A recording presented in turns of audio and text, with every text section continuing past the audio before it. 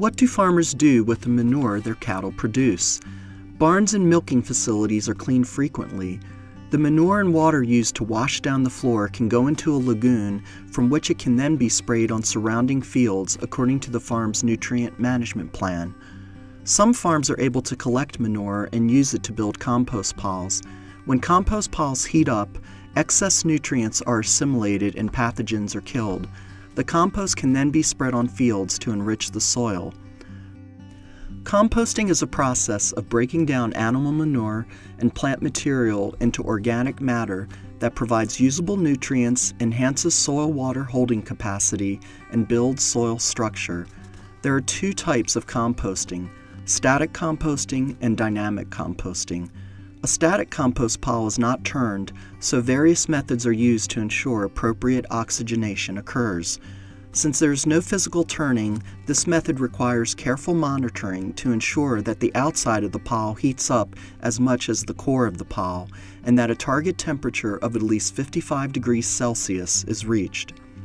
Dynamic composting, also called aerated or turned composting, involves forming organic waste into rows of long piles called windrows and aerating them periodically by either manually or mechanically turning the piles. Turning helps supply more oxygen and provide consistent moisture, thereby generating more heat and obtaining the target temperature of 55 degrees Celsius.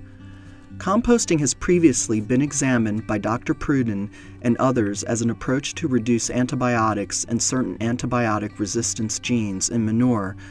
The findings suggest that maximum temperature and duration of that high temperature are critical factors, but the ideal parameters have yet to be determined, especially with respect to a broad range of antibiotic resistance genes corresponding to antibiotics relevant to human health.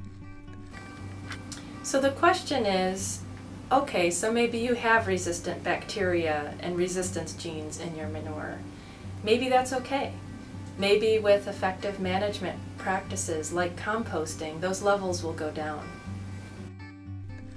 In this research, manure generated from the previous dairy and beef cattle experiments were composted using static and dynamic small-scale composters.